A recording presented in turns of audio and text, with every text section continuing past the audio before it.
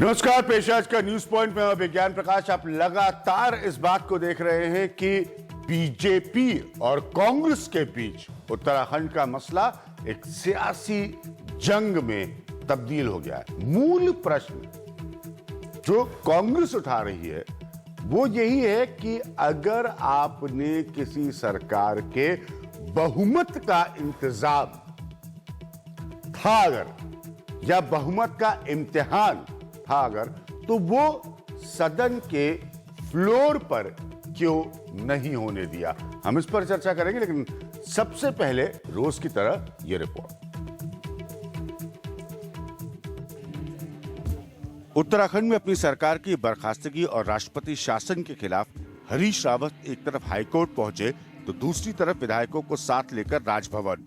सोमवार की बहस के बाद मंगलवार को भी सुनवाई जारी रहेगी, लेकिन इसी बीच हाईकोर्ट में ही कांग्रेस के बागी विधायकों के मामले पर भी सुनवाई होनी है।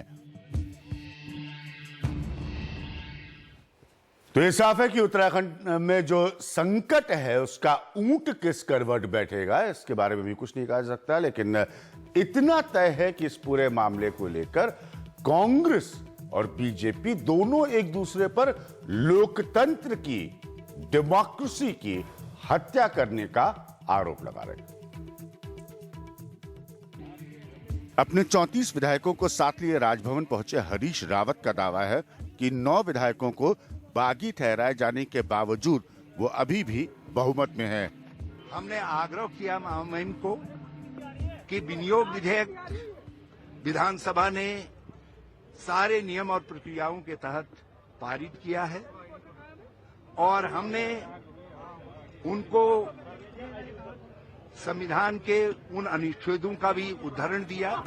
लेकिन इस पूरे मामले में जो सबसे बड़ा सवाल उठ रहा है वो ये कि जब राज्यपाल ने हरीश रावत सरकार को सदन में बहुमत साबित करने का वक्त दिया था तो फिर उसे क्यों नहीं होने दिया गया।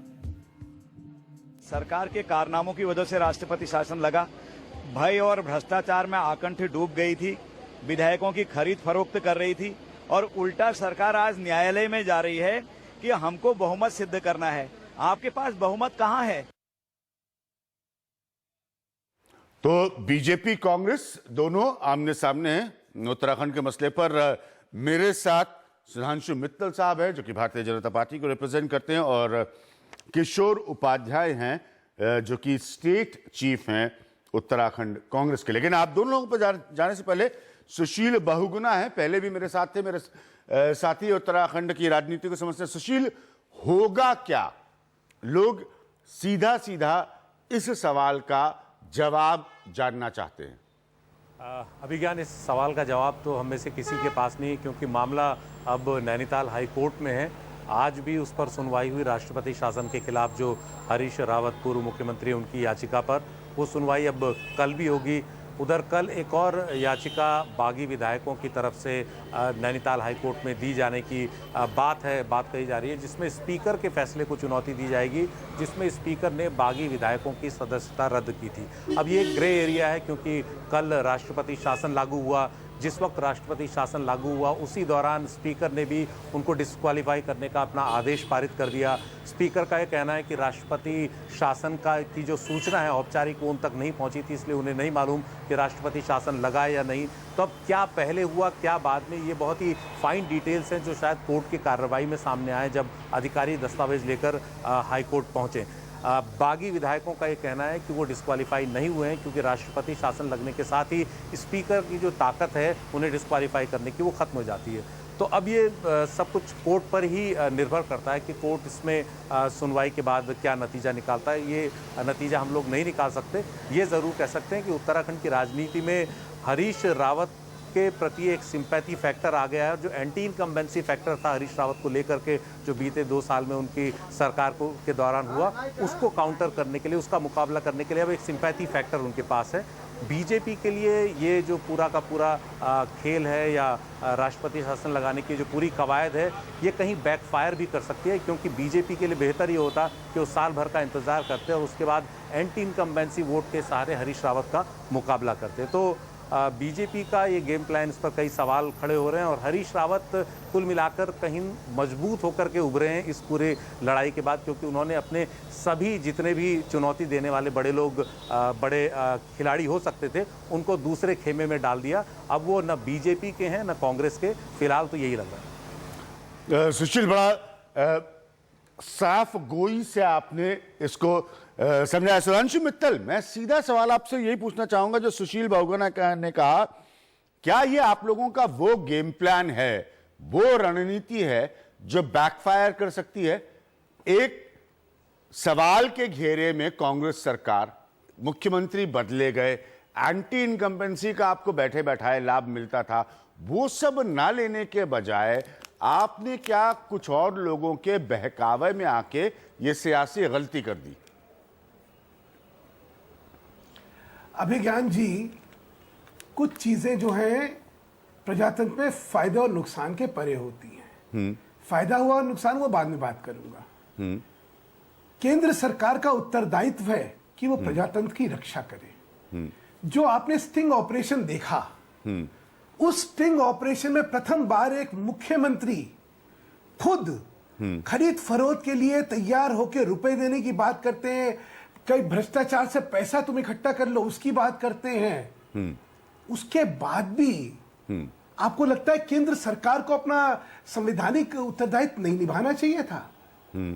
मुझे तो बड़ा हास्यप्रद लगा जो अभी बहुगुणा जी ने सारी अपनी कमेंट्री दी, मुझे लगा वो बड़ी पूर्वाग्रह से ग्रस्त थी। अच्छा, आप सुशील बहुगुणा के कमेंट्री से डिसएग्री करें, उससे मुझे कोई एतराज नहीं है। नहीं, मैं आपसे आप सुशील बहुगुणा जी जो कह रहे हैं उससे आप इत्तेफाक ना रखें, उससे मुझे कोई एतराज नहीं। वो मेरे जर्नलिस्ट है और मैं उनकी बात के साथ हूं। मैं उन्हीं की बात से आपसे सीधा सीधा प्रश्न पूछ रहा हूं। अब सुधांशु मित्तल जी, या तो आप मुझे ये बताइए कि भारत में राजनीति जिस तरह से होती है, बड़े पुराने वर्षों से आपने देखी है, उसमें क्या बहुत बड़ा मोरालिटी फैक्टर अब आ गया है? क्योंकि आप कह रहे हैं कि कई बातें नफा नुकसान से ऊपर होती हैं, ऐसा तो मैंने होते हुए कभी नहीं देखा राजनीति में। या ये कोई नई बात हो रही है इस बार? अभिज्ञान जी,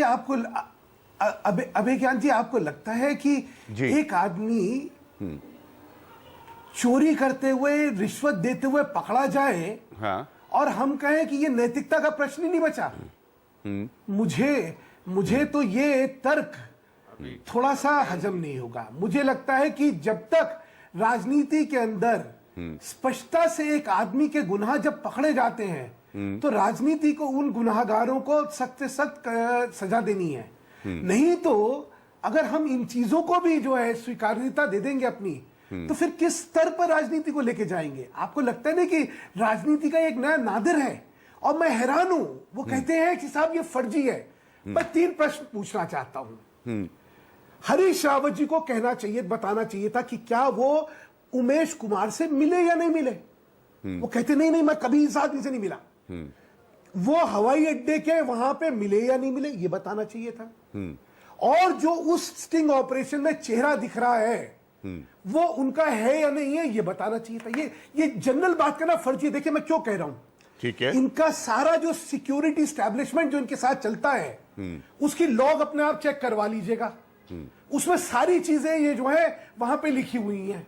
ये कब हवाई जहाज से उड़ के आए, कब ये वहां पे थे, कितने बजे से कितने बजे तक थे, क्योंकि ये मुख्यमंत्री हैं और मुख्यमंत्री का मूवमेंट जो होता है ना वो किसी से छुपा नहीं होता। ठीक है सुधांशु जी, एक मिनट, तो ये कहते ना कि नहीं ये फर्जी है। मैं उपाध्याय साहब के पास नहीं जा पाया। सुधांशु जी एक मिनट, क्योंकि आपकी बातों से कुछ मुझे ऐसा लग रहा है कि जैसे बीजेपी ने तो कभी जोड़ तोड़ की सरकार बनाई नहीं, कोई सरकारें बनाने के लिए कभी जोड़ तोड़ बीजेपी ने की नहीं, यह हर पॉलिटिकल पार्टी करती। ये तो मैं किसी भी पॉलिटिकल पार्टी के रिप्रेजेंटेटिव से मानने को तैयार नहीं हूं, चाहे वो कांग्रेस हो या बीजेपी। सुशील बहुगुणा, एक मिनट, मैं सुशील को लाना चाहता हूं जल्दी से, फिर सुशील को की जिम्मेदारियों में 9 बजे का कार्यक्रम भी रहता है, उस पर उनको जाना है। सुशील, सुधांशु मित्तल ये कह रहे हैं कि आपकी बातें पूर्वाग्रह से ग्रसित हैं, जरा उत्तर दीजिए सुधांशु मित्तल जी को। जो पूर्वाग्रह से ग्रसित बता रहे हैं, मैं तो उनको ही बता रहा हूं कि बेहतर रणनीति क्या थी उनकी रणनीति गड़बड़ हो गई। हाँ। जहां तक स्टिंग की बात है, हमें भी लगता है स्टिंग सही है, हालांकि बड़ी जल्दी एक ही दिन में वो उसकी रिपोर्ट भी लेकर आए, बाकी धन्यवाद। स्टेट्स में वो क्यों नहीं आते। बहुत धन्यवाद। नहीं, दूसरी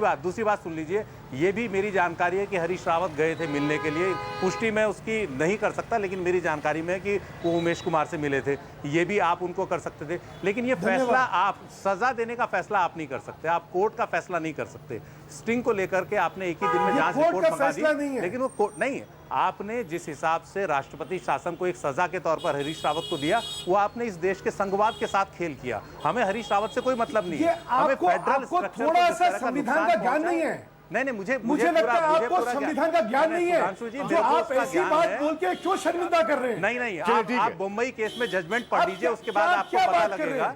आप मुंबई केस का मैंने बहुत पढ़ा हुआ है, इसलिए मुझे ना सिखाइए। आपने कितनी आसानी से बहुमत से ठीक एक दिन पहले सरकार गिराई है, और संविधान के बारे में आप एक दिन इंतजार करें। चलिए अब एक मिनट अब मैं कांग्रेस पे आता हूं। सुधांशु जी, मैं आपको एसआर मुंबई केस के हिसाब से ही हम चर्चा करेंगे। एक मिनट मैं कांग्रेस पे कराता हूं। ये संवैधानिक जिम्मेदारी है कि जब मुख्यमंत्री भ्रष्टाचार में लिप्त होकर पकड़ा जाए तो breakdown of the constitutional machinery, इससे ज्यादा नहीं हो सकता।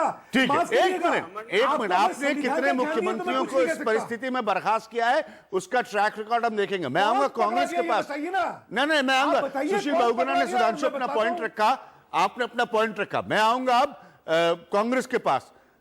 आप लोगों की हालत यह है कि जिस व्यक्ति को आपने सबसे पहले तो उनका अधिकार नहीं दिया मुख्यमंत्री बनने का, आपने पैराशूट करके विजय बहुगुणा को चीफ मिनिस्टर बनवा दिया था कांग्रेस ने, ठीक है। और अब आप जो है वो हरीश रावत जी का झंडा लिए घूम रहे हैं।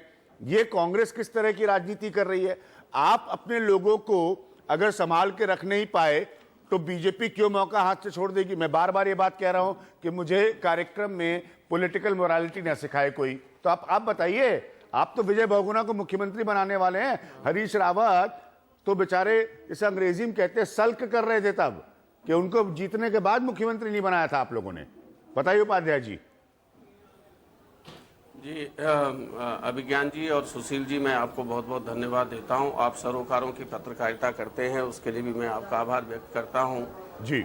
जहां तक उत्तराखंड की बात है बहुत सी चीजें साफ हो गई हैं आपकी बातों से। हाँ। राजनीति में बहुत से निर्णय बहुत सी चीजों को देख करके लिए जाते हैं, कई बार गलत निर्णय भी हो जाते हैं, इसमें कोई दो राय नहीं है। आपका गलत निर्णय कौन सा था विजय बहुगुणा को मुख्यमंत्री बनाने का? कांग्रेस का नहीं, लोग जानना चाहते हैं ना। देखिए इस वक्त नहीं, एक मिनट मेरी बात जरा समझिए। संवैधानिक विशेषज्ञ में नहीं हूं, मैं एक जर्नलिस्ट हूं और देश और संविधान का मैं बहुत दिल से सम्मान करता हूं। जनता ये जानना चाह रही है इस वक्त कि ये स्थिति में उत्तराखंड क्यों आया। जनता के मन का प्रश्न क्या है? जनता के मन का प्रश्न है कि इस स्थिति में उत्तराखंड क्यों आया है, बताइए। अभिज्ञान जी, वो तो विजय बहुगुणा जी ने साबित कर दिया है कि निर्णय गलत था या सही था, उसके बारे में उत्तराखंड की जनता विचार करेगी। मैं ये निवेदन करना चाहता हूं कि उत्तराखंड एक आंदोलन से, जो आंदोलन की भावना थी उत्तराखंड आंदोलन की, उत्तराखंड आंदोलनकारियों ने जिन्होंने अपनी शहादत दी, इसलिए ये अलग राज्य नहीं बना था। और एक बार प्रदेश कांग्रेस कमेटी का अध्यक्ष होते हुए मुझे ये कहना पड़ा कि भाई यहाँ पहले अगर ये केंद्र शासित होता, जिस तरह से मैंने राजनीतिज्ञों का चरित्र यहाँ देखा है, तो मेरे ख्याल से ज्यादा अच्छी बात होती। जिस तरह से ड्रैकुलियन प्यास खून की जिस तरह से नरेंद्र मोदी जी और अमित शाह जी की है, और जो प्यास तब बुझती है सत्ता की जब वो कांग्रेस की सरकारों को बर्खास्त करके, कत्ल करके उस खून को पीते हैं, जैसे उन्होंने मणिपुर से लेकर के और यहाँ तक किया है, मेरे ख्याल से वो अक्षम्य है। उसके साथ कांग्रेस ने तो सरकारों को बर्खास्त किया नहीं।